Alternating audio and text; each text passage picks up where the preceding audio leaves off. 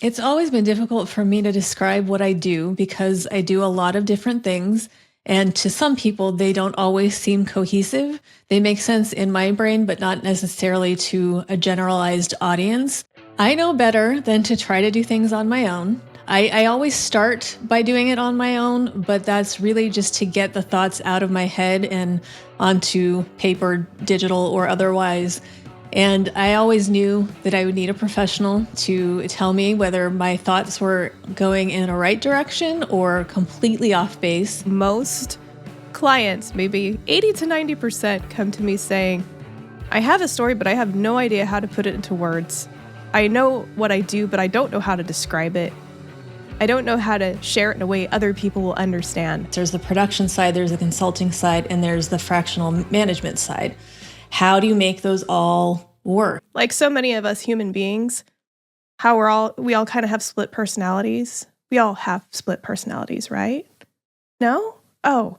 And that's what makes branding so fascinating and challenging, is that we humans are full of wonderful contradiction. What really stood out to me is Amanda's genuine why. You know, she's been there, done that in the corporate world, and Vark Ops is born from her own journey, seeking autonomy and wanting to help others achieve that same freedom that she enjoys now. What I enjoyed, especially when I was younger, was all the creative stuff. I liked to play the guitar, I liked to paint, I liked to draw, I liked all of that stuff. But there was that part of me that said, you can't make a living doing this. Like, you need something more reliable. You need stability. It just turned into business when I got my first job when I was 16, and I just kind of took over and started figuring things out. Really, as I learned a lot by doing and figuring it out on my own, I really thought, wow, if I could help other people skip a lot of these steps that I went through, that would be really rewarding for me, because I didn't really have that, and I kind of always wanted that. So it became my mission to be that for other people. I really enjoy teaching business-focused workshops and working with people one-on-one and helping people get there faster than I did. I would love if somebody told me, you don't have to do any admin. It's all going to be automated and done for you, or it's at least going to be all in one place so you know where to look. You'll actually be able to find your files instead of like version 1, version 2, version 3, version 3000. Version 1, final, revised 2. Yes, that's exactly. You know my file names. How did you know that? Because you're creative. I know creatives. I've seen many of those files. Amanda is incredible at what she does. She'll tell you that she's not an artist. She's into her spreadsheets and she's organized. But if you walk into Amanda's house, she has hand painted on her walls. She did like a mountainscape, and she did these like squiggly lines, like yellow and blue, on one of her walls, because she has that quirky side. And what we're trying to do here is capture that in her, that artist, that creative, that free spirit that lives in that very articulate, polished, elegant Amanda that we all know and love. I feel like a lot of people do work just to get paid for it. And I mean, obviously, we all need to make an income. That goes without saying. When I start working with a new client, I treat their business as if it's my own, with the same level of care. You know, I care about you as a person. I care about how your business is doing. I care about your mental state while you're running the business. And this is what I got to experience in the workshop. She describes what she does so well already. I don't know if she always realizes it, but you can hear how passionate she is. You can hear how much it means to her. And it's really just a matter of getting that across in her messaging and in her brand so people can see this Amanda. I think that the brand remix process was way better than I expected it to be. And I don't mean that I had negative expectations going into it, but I also wasn't really sure what to expect. I think I was surprised by the types of questions that you asked me. It wasn't what I thought would go into a brand.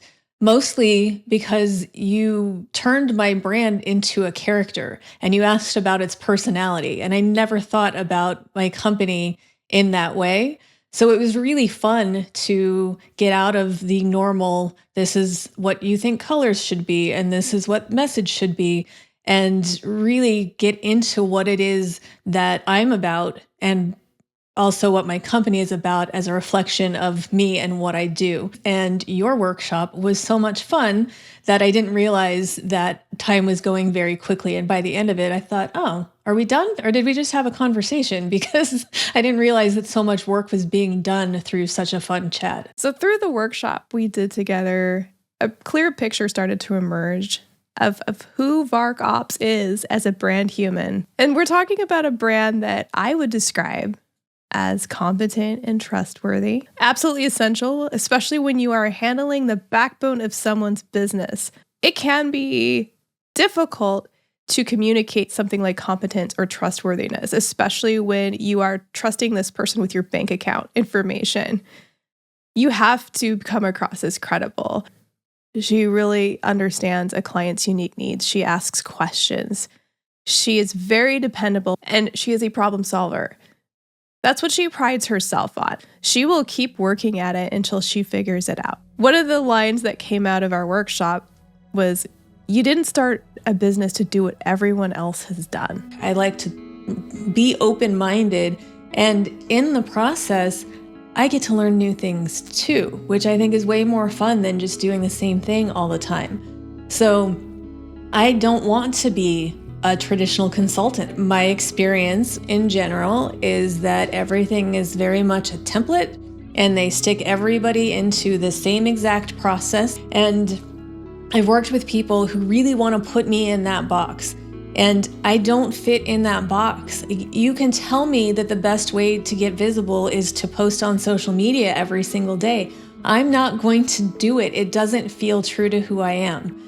And I need to connect with the people who like me for me and not for some phony image that's out there. I'm not a rebel in the sense of I'm going to break the law and break all the rules and see what I can get away with. Or, I mean, if you tell me I can't do something, that's really going to motivate me to show you that I can. They've been that way my entire life. Good business owners have a little bit of that in them, because to grow a business, you have to be able to try things a different way. I needed to get an interview with Bono for a documentary we're making about U2.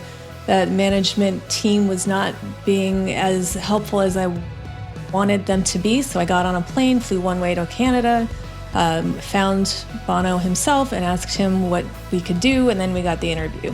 And that right there is really important, because when you look at Amanda on paper, for example, if you were to just see the descriptions like she's very accurate, she's very dependable, organized, and then you see rebellious on there, it makes you pause and you go, well, that's interesting. That's just who we are as people. And so when I'm creating or developing a brand, it's really important for me to understand those distinctions. What does rebellious mean to that person? Because it means something different to everybody. So my challenge was to take all of the rich information that Amanda gave me, and she gave me a lot of wonderful information that I wrote down, lots of golden nuggets, and develop a couple of initial directions to try and capture the different facets of Vark Ops. I like to say that the two mood boards I presented to her, one was what I feel like who she is externally, the Amanda that we see.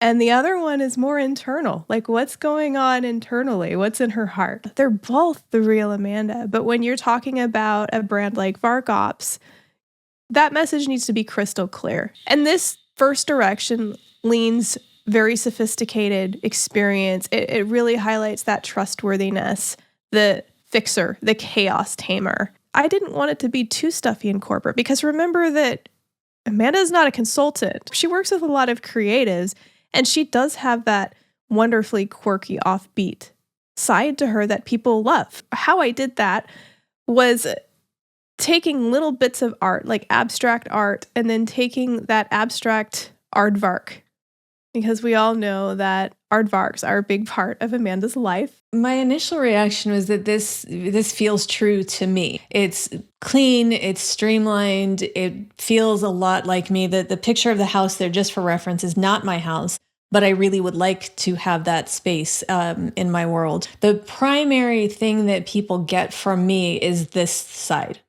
And that I'm fine with that. And as she said, it's the one she naturally gravitates to because it feels safe. It's polished. It's maybe what people expect from a trusted ops partner. And then the other direction is showing that internal Amanda a little more. It's modern, approachable, energetic. It's a little quirky. Coral is a risk. It's a bright color. It's a bit in your face. So I honestly did not know how she was going to react to this. Well, when I first saw this, I became obsessed with coral because it's not a color. I don't like reds, oranges, pinks, but somehow this color and the way that it looks with the teal and everything else, I love it so much because it's still me.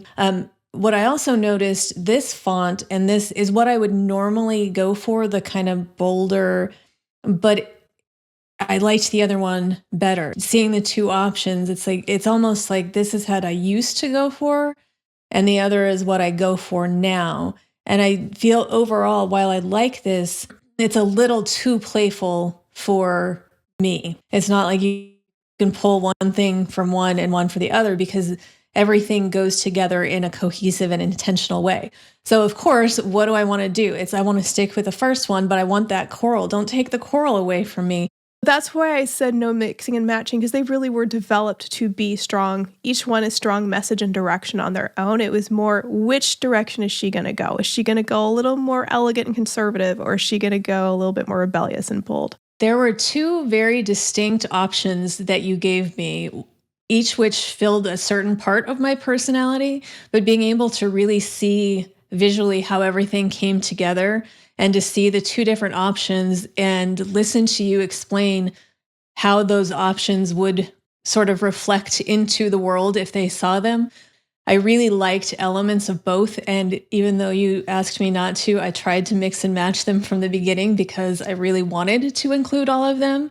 And I was grateful that you appeased me and showed me what I wanted to see, which really just solidified what you had told me from the beginning as to why one worked more than the other. It was easy to see that between the two different ones, which direction I felt I wanted to go in and really be able to go forward with that plan, knowing exactly this is why this font was chosen and these colors and how this all fits together and ties in with the messaging to be this cohesive picture of exactly what I was trying to get out into the world. I want my clients to be able to embrace their brand because at the end of the day, I'm a guide. It's really helped me understand who my target client is and the kinds of things that they need my help with.